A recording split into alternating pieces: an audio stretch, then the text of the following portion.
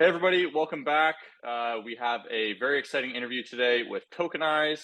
So I'm Graeme Moore, the head of tokenization at Polymesh, and we've got Mike Kessler, the CEO at Tokenise, and Simon Kiero-Watson, the head of markets at Tokenise. Why don't you guys briefly introduce yourselves and maybe introduce Tokenise, DigiClear, and the exciting news that we just recently announced.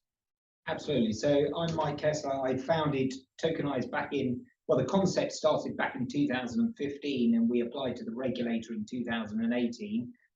We now have 4 regulated entities within the group. So in Barbados, we have a brokerage, a central securities depository, and a tokenized stock exchange, all to cover digital assets.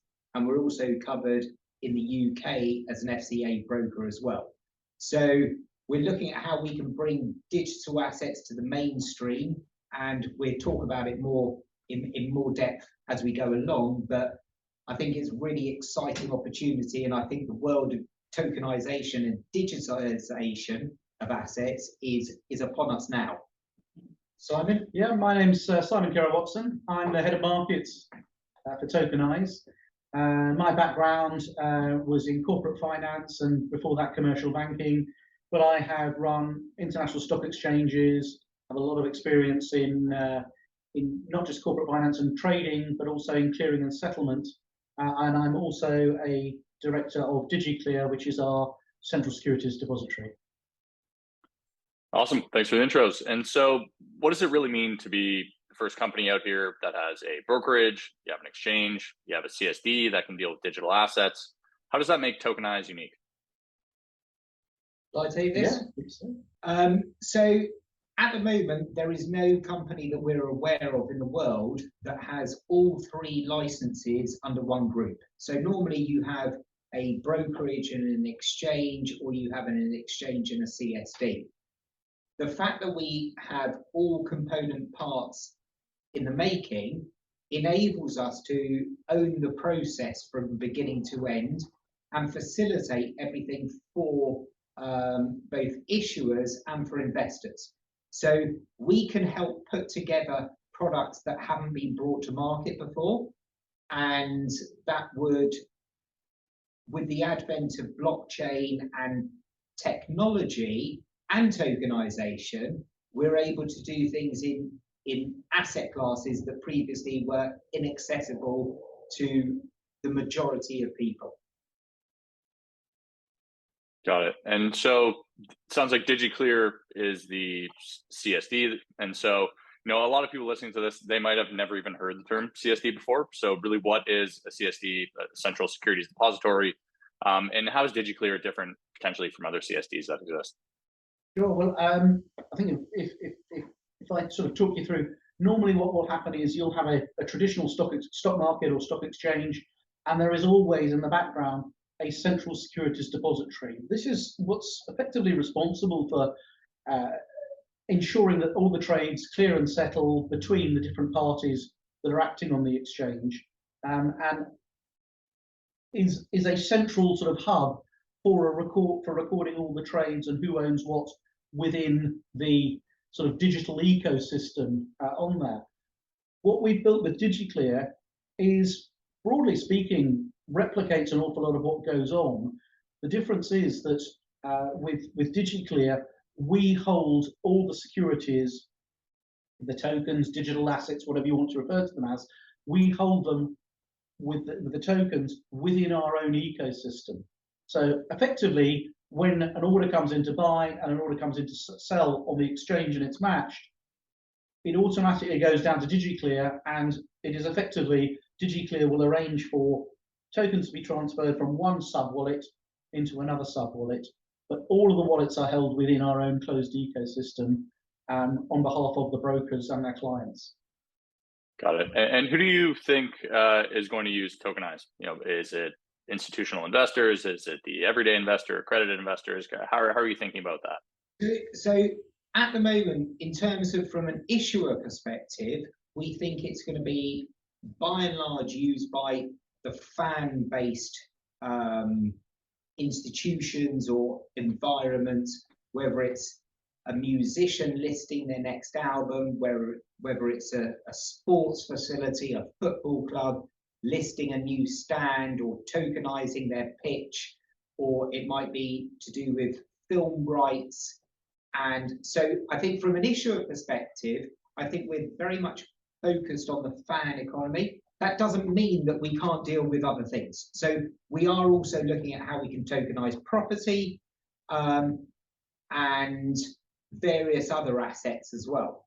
The interesting thing is, I think from a client perspective or an investor perspective, this will give the masses the ability to acquire and own assets that previously were just aspirational, or in the hands of the very few, either large institutions, whether that's a music group, a film studio, or it might be ultra high net worth individuals who were able to participate in private equity. So I think we're going to be far more retail driven. So I think the average investor, we are not trying to exclude the average investor or ordinary investor to just deal with accredited investors. So we want it to be financially inclusive, and we want it to be financially inclusive across the world. So we're not looking just at our own jurisdictions that we're regulated in. We're talking to a number of other entities, and we hope that people around the world, as long as they pass KYC and AML checks and they're able to come onto our exchange, then we want to be able to deal with them. And I think from one of the things that we're looking at is that effectively there are going to be two different types of investors. We're talking about one that wants to buy purely because they love that particular space and they follow that particular person that's issuing the tokens, or other people that, rather than being, as Mike said, the fan base, are interested in it from an actual sort of financial investment perspective. That doesn't mean that there isn't a sort of a crossover in the Venn diagram between the two, but ultimately what we're looking at there is the financial investor base may be retail investors, or it may even be institutional investors or sophisticated or professional investors. But there's also a big element of people that they want to be part of it because they want to be part of it, not for necessarily financial reasons. And I think it's also to do with uncorrelated assets. So traditional assets, which trade on traditional stock exchanges, are fairly kind of tried and tested, and may I dare to say slightly boring in terms of what they can offer. Whereas I think what we can offer is the ability for people to interact far more with the person that they're following and build communities. We're also going to be merging with a social network. So people will be able to build communities around their investment requirements and desires. Right. So it sounds like a lot of pretty exciting alternative assets that really weren't available before. Which kinds of those assets do you think are the most exciting when it comes to security tokens, things that blockchain enables that previously weren't there, and when do you expect those to come to Tokenize?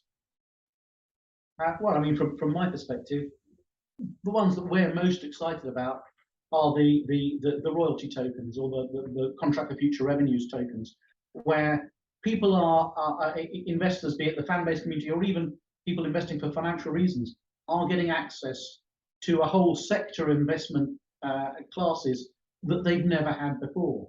If you want to invest in royalties, you need to invest in a fund that has a whole collection of different royalties. You can't just invest in one particular artist that you want to follow. And what we're doing is just opening it up and saying, actually, if you're only interested in this particular artist, yes, you can buy tokens that will represent royalties in their next album, or their back catalogue of music, or a future film production. That part of the benefits of being a token holder might be the ability to attend a premiere or be an extra in the film, or who knows what. But also receive revenue from what that film is generating. So I think that's one of them. So royalties, I think, is going to be a big component, and they've never been traded before on a stock exchange. So I think that's really interesting, because I think people are always more interested in receiving the revenue from something than having necessarily shares in something where the directors may say, actually, we're not distributing any dividends. So this gives far more control back to the token holders because they know what they're buying into. And I think the other thing that we're looking at, as well as the more traditional assets like equities and funds and bonds, we're also looking at fractional ownership of assets. So that might be a fraction of a Picasso painting, as an example, or it might be a fraction of a building, or we might have some hybrid tokens where you have fractional ownership of, say, a hotel, and you're also entitled to the revenue income or a percentage of that revenue income that the hotel generates. So I think there's so many different ways that we can do this that will appeal to the kind of Gen Z, Gen X, and all generations for that matter. But I think it's far more in keeping with the new way of doing business. Yeah, no, I love it. I mean, for us at Polymesh, we get excited about that stuff too. You know, everyone initially was really excited about, oh yeah, we can have, you know, startup equity as a token now. But you know, the really exciting things are, what can you do that's brand new that was previously impossible? You know, you talked about the Pacio revenue sharing agreements with artists. You know, all that kind of stuff is what I get really excited about as well. So it's cool to hear you guys echo that same thought. Another question, and you know, pretty hard to answer this one, but we'll see what you guys think. How much of the existing securities market do you think will be tokenized in the next 5 years, and then let's call it the next 20 years? You know, is it going to be 5%, 10%? What do you guys think? What do you think? My personal belief is, disappointingly, it's going to be very small. The traditional stock exchanges have their set ways of doing things. The industry that's built up around them has been set in a certain way. And if a company on a particular stock market has sufficient liquidity, what is the benefit of them tokenizing what they're doing already just to be able to open it up into a new market that, quite frankly, won't generate more liquidity than is already being generated? I don't see people changing from, you know, having a share in a major international bank to saying, well, I'll buy a token instead. I can't see the benefit of it, but per se, that doesn't mean that they couldn't change the way that they're doing their business model or new players coming in. But I just view it as there is always a huge resistance. And having worked in those industries before and international stock exchanges, people always feel that change that's coming in is going to eat their lunch, and they are always very defensive. And there aren't that many people that have their business model that goes down that route to say suddenly, let's go in this direction as well. And it's a very sort of disappointing and negative viewpoint to take, but I just view it as, you know, the whole financial industry, particularly in London, I don't know about New York per se, is just so blinkered. They can't see anything out of their own environment until they realise that, you know, the horse has bolted and they've got to chase down the road after it. I think, just to add to that, I think the difficulty is changing legacy systems is not necessarily in the interest of some of the existing establishments. So I think what will happen, I think there may be existing players in the marketplace that look at alternative assets of tokenization. So I'm not to say, I mean, I know the chairman of NASDAQ, or the ex-chairman of NASDAQ, says that within the next 5 years, he expects 80% of assets to be tokenized. Now, I think that's only any point if it has an extra benefit, like Simon said. I think what's more interesting is, I think some of those companies that are already listed may list another token that has a different kind of asset class to the existing token, so that they're also involved in the nascent market of tokenization.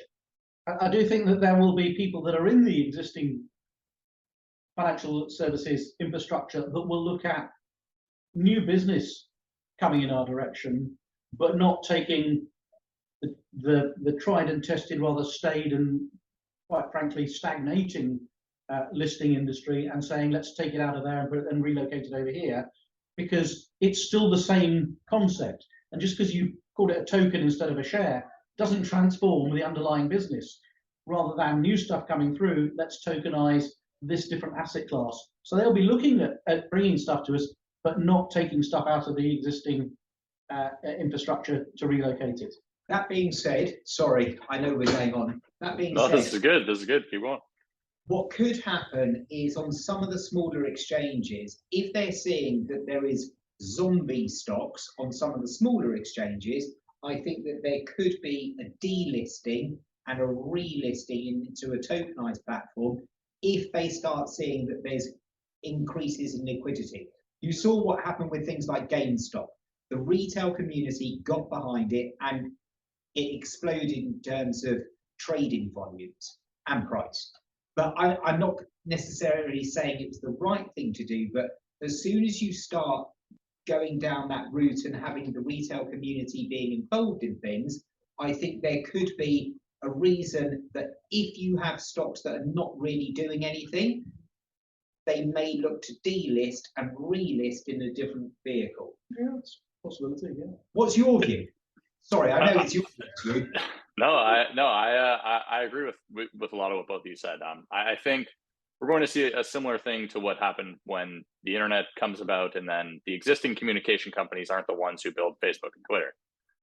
They have their legacy businesses. Their businesses work great. They don't want to cannibalize those. They're kind of wary about this new technology, and they're just going to keep doing what they're doing and maybe augment their business at some point in the future. So we need the Tokenizes. We need these other companies that are building on blockchains and utilizing security tokens to really show the legacy businesses, hey, this is a real thing that works. This is how it makes sense. These are the differences to your existing businesses. And then, maybe then they start acquiring or they start modifying their existing business infrastructure. I think that's largely what we're going to see. Yeah. And so moving on to a bit about Polymesh, maybe. So initially, if I remember correctly, Tokenized was issuing assets using ERC 1400, so the standard on Ethereum that Polymath helped spearhead. But now you've started using Polymesh. So really, what was the influence that led you towards Polymesh, and how has that been working so far? Well, we started talking to Polymesh right in the early days, actually, when you were originally conceiving your idea. So over time, we became more ingrained with your way of thinking and what you're doing and your technology. And I think the ERC20 or anything on the Ethereum network, the problem by and large is things like gas fees. So by having gas fees that end up sometimes being higher than the actual trading amount, it just rendered it useless. So we had to look at how we can find an alternative system that, again, is financially inclusive. The problem that you have with things like Ethereum is because it's the valuations have fluctuated so much over the last 2 years now and gone up ridiculous proportions, so have the gas fees. So in order to settle something, if we're using tokens in order to settle something on the blockchain or record it on the blockchain, what we don't want to do is have it being a preventative measure because it's so expensive and so cumbersome and, dare I say it, long-winded to actually use it. So the speed of the Ethereum network and the cost of using the Ethereum network very much pushed us towards Polymesh. Great. And so using Polymesh, we've seen that you guys have created the Pacio tokens. So can you guys give a little bit more color? What are those tokens? What do they represent? And really, how did you guys create those? Right, yeah. What do they represent? The Pacio the tokens we've created for Pacio Core Limited, they're an accounting firm. They're doing what they refer to as triple entry accounting. It's effectively having all of your accounting processes and software being recorded in blockchain. So it effectively future-proofs it for auditing and things like that. There's that immutable record of the transactions that have gone through the accounting process.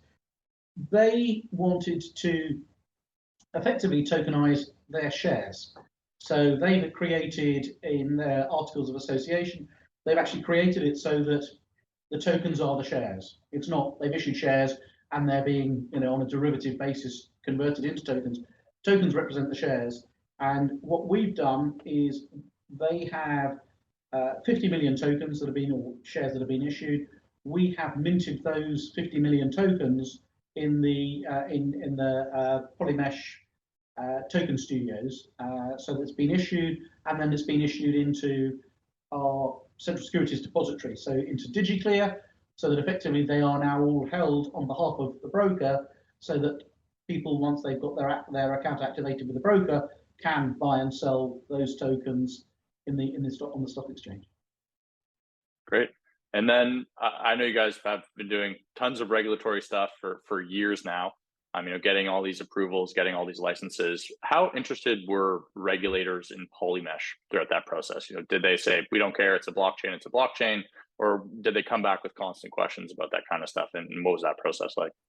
Well, they were certainly interested in which blockchain it was.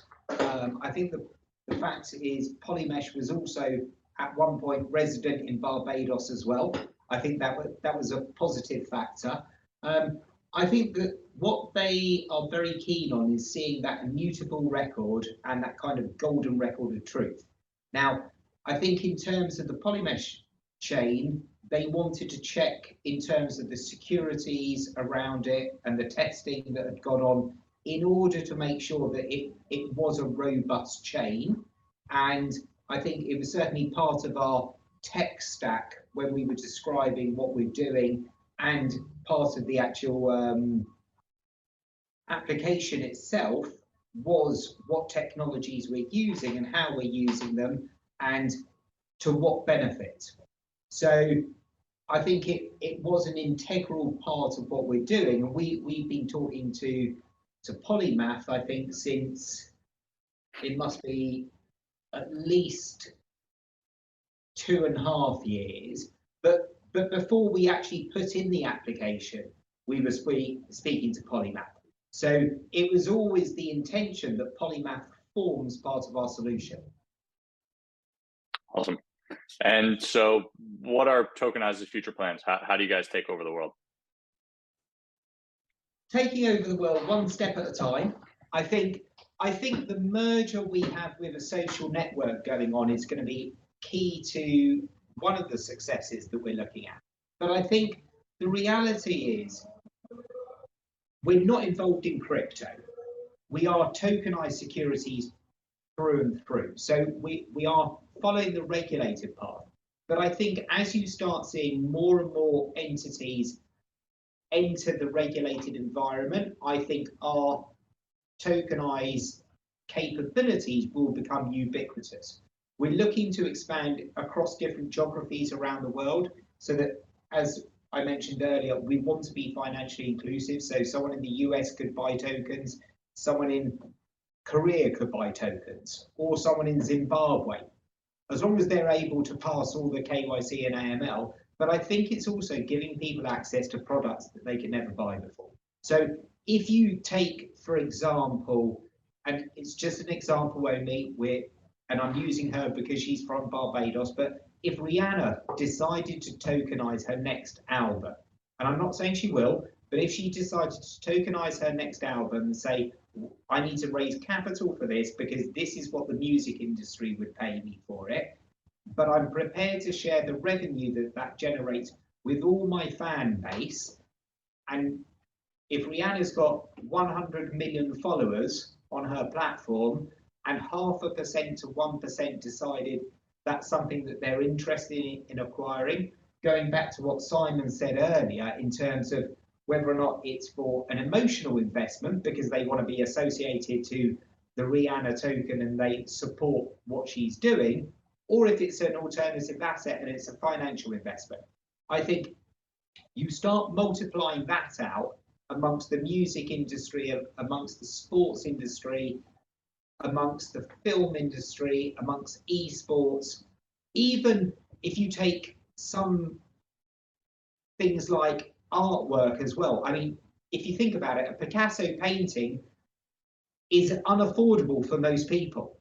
but to buy $100 worth of a Picasso painting might be affordable for most people. So I think our view is that we take over the world very slowly by giving access to really interesting assets that people want to own, and it's because they either want exposure to alternative asset classes or it's something that they love. Yeah, I mean, if you've got 50 million followers out there, be it on Facebook, Twitter, Instagram, whatever it is you're going through, if you've got 50 million followers out there, you've got potentially 50 million investors to back you. And one of the things that we're hearing more and more is that the more artists, be it music artists or film producers or actors, rely on the big production companies, the more, or I should say, the less they actually control the creative content of what they're allowed to do. If they've raised the money themselves, they have total creative control over what they want to do. And this is what's really appealing to them. It's how do they get that money to have that creative control, rather than relying on the big labels to fund everything up front. Definitely. So I would say that's it for questions. I want to give you guys a few minutes. Any final things you want to say? Any final things you think everyone in the audience should hear about? Yeah, I think just in general, I think what we're excited about is how we can start creating communities around what we're doing. So typically, if you go onto a normal trading app or whatever, then you will buy your token or security or whatever it ends up being, and that's it, you're done. What we're trying to do now is something different. We're saying, actually, if you're buying into something that you really support, that you want to see grow, then why not create a community around it? So this is great for the issuers, because the issuers can see that we are, well, they get to know their community better. Instead of just having 100 million followers on Instagram or 1 million followers, whatever the numbers end up being, I think this shows what people are actually interested in and who's interested in, and therefore the interactions that you can have with those things, I think, is invaluable. So it's not like we're going to be using any of this data for nefarious purposes, but if we can serve up to people that they can actually invest in something, and also if you take an example like Lewis Hamilton, just as an example, if you were able to invest in Lewis Hamilton's career whilst he was on the go-karting circuit, and then he becomes the number one Formula One driver in the world, then you can see the exponential growth that could give you. And that's what we want to do. We want to find the Googles, the Amazons, the Ubers, the Lewis Hamiltons, the Rihannas of tomorrow. We want to find them today, and we want to give people access so that they can invest in them. So they go from being just vested in what they're doing to invested in the tokens and securities that they're offering. So, Simon, any final comments? Not really. I suppose the only thing that I'd be looking at recently is that more and more you're hearing about people that have built up a business on, say, YouTube, and that they are being demonetized because of whatever reason, and they're asking people to or support them on Patreon or whatever.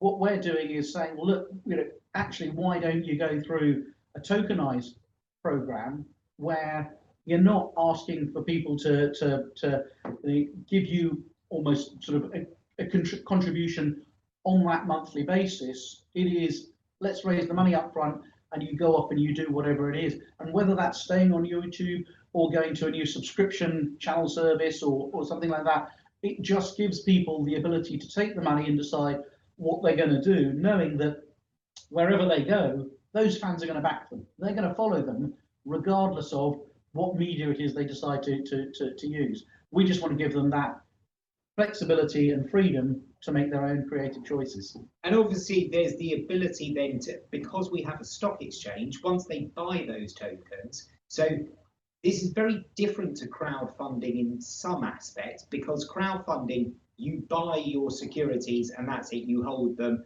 and God willing, one day they have an exit event.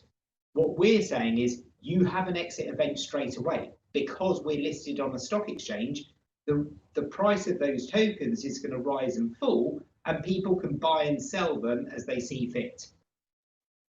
Yeah, that's definitely a huge benefit of you guys having the broker-dealer and the exchange and the CSD all tied into one, and now with the social aspect, it's really, really exciting. And we're thrilled, obviously, that you guys are building this on Polymesh. So it looks really, really exciting for the future. I think we'll end things there. For anyone who wants to check out Tokenise, what's the website, Mike? So there's Tokenise with an S, .io for the brokerage, and the stock exchange is tokenizedstock.exchange. Again, awesome. With an S. Awesome. Yeah, the Brits like the S. My title, head of tokenization, I've got the Z. But yeah, all good stuff. And I'll make sure I put that down below in the description of this video on YouTube, so that anyone watching can learn more about Tokenise. But Mike, Simon, thank you so much for joining us. Have a great rest of your day. Thank you. Lovely. Take care. Thanks a lot. Cheers.